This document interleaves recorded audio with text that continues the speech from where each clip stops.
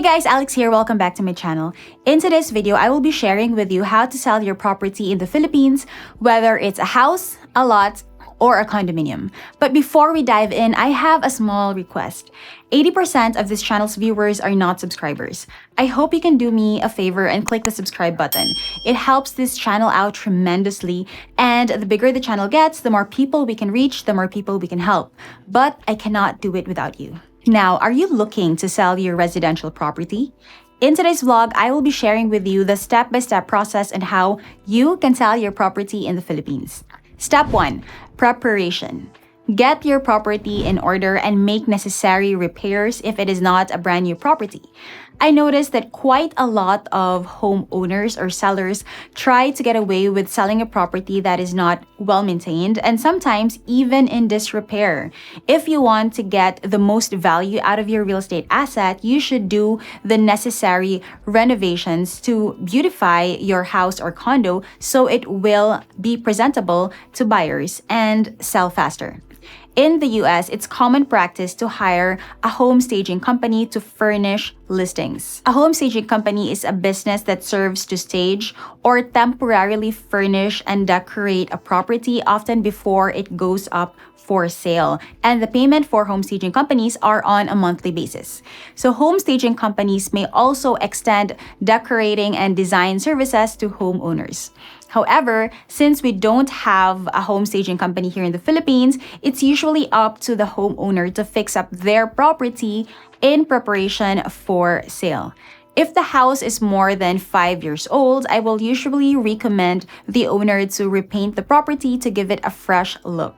You'd be amazed at how repainting your home can immensely change how it looks and feels, bringing up the value of the property. When it comes to pricing, price it competitively based on market analysis and recent comparable sales. Since sold prices are not available online, sellers will usually turn to real estate agents and ask them what the comps of similar properties are in the area. A good agent can and will guide you on what your property should be priced at. Pricing is very critical because an overpriced listing won't get any or very few inquiries and can sit on the market for years. Because this shows that the seller is not motivated to sell. A motivated seller will want to price their listing, their property competitively. A highly motivated seller who wants to sell as soon as possible will price even below market value. Usually, when we have listings priced below market, especially if it's located in uptown Cagayan de Oro, it's like having gold because that listing will get sold in a matter of hours or days. Step number 2, marketing. Advertise your property through multiple channels such as social media, Facebook, Instagram, property portals like Propit or Lamudi, or through real estate brokers or agents. The key to selling your house fast is to list it with a highly skilled and experienced real estate agent. Choose someone who has been active in the industry for at least 5 years, doing it full time, because that person will most likely have the skills and experience and connections to sell your property fast. Our team has a methodical process to getting and marketing our listings. You'll be able to check out the entire process and how we market and sell property in this video, and I will also put the link in the description box so you can check it out later. You'd be surprised in how very few agents have a concrete marketing plan. Usually it comprises of just taking a couple of photos with their phone and posting it on Facebook. So there's nothing wrong with that. But it takes a lot more to sell a property that is worth millions of pesos in value than just posting on Facebook. Social media marketing is effective, but it's just a part of the digital marketing process that I follow.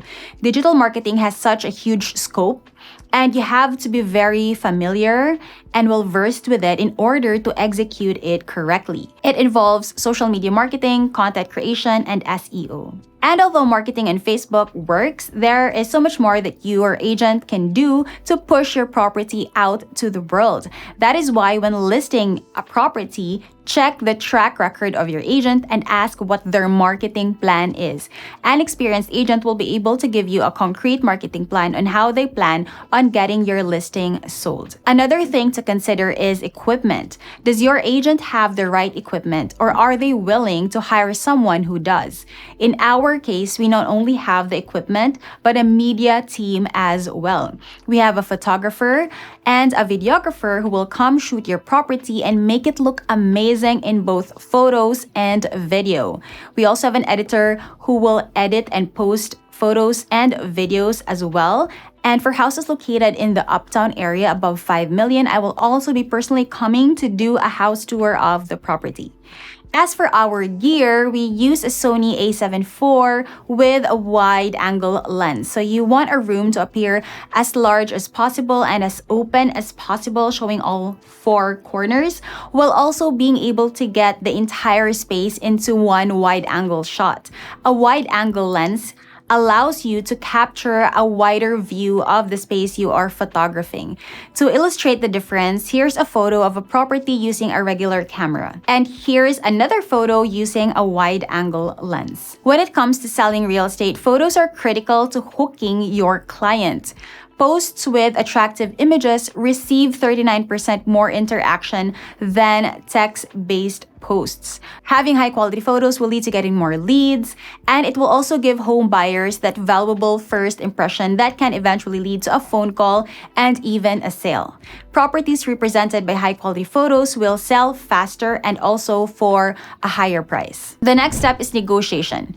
So it's important as a seller to be able to respond to inquiries and offers promptly and professionally. Also be flexible and be willing to negotiate, but also have a clear idea of what you want and what you are willing to accept. So in setting the selling price, we often ask the seller, what is your bottom line? And then from there, we will sell at a price that is inclusive of the broker's fee and some room for negotiation. So as the seller, you will also need to update the real property tax and homeowners association dues at the time of sale. So for example, you sold the property on February 2023, then the real property tax, which is payable at City Hall, and the homeowners association dues should be updated until February 2023. Here in CDO, usually sellers set a net amount for the selling price and then let the buyers pay all the transfer taxes and fees. So if you want to know what those fees are, you can check it out in this video. I'll put this in the description box as well so you can watch it later. Negotiation is the most delicate and I would say the most challenging part when it comes to closing a deal, because this is when you as the agent need to make both parties agree. So as for me, I just guide my clients on the entire process, present to them the information. If you're a seller, I will compute what your net amount will be, less homeowners dues, or real property tax and broker's fee. And then if you are a buyer, I will compute what your total investment will be, including all taxes and fees, or what your initial investment will be if you're going to be buying via bank financing. I can also refer you to several banks that you can apply to for a home loan. I already have partner banks that I work with when closing deals and have built good relationships with the home loan officers of these banks, and they will surely take care of you and assist you with your home loan application. And then we have closing the deal. Once both parties come to an agreement, it's time to close. The first step to closing is due diligence, which usually takes between 3 to 5 days to complete. With me as your broker, I will be handling due diligence for you as the buyer. I will also be referring an attorney who can prepare the closing documents as well as a processor who can transfer the title. If the buyer will be paying through bank financing, I recommend that the seller take care of title transfer, just so you as a seller will have more control over the entire process, because the faster the title is transferred to the buyer's name, the faster the loan will be released to the seller. I have made an entire video on the closing process for brokerage, so I'll link it up in the card above and I'll also put it in the description box below. This contains the entire process for closing a deal for brokerage, and you can check that out if you have a deal that you are closing. During the closing process, it's important to ensure that all parties understand and agree on the terms of the sale, including the selling price, closing date, and any contingencies. And then we have turnover.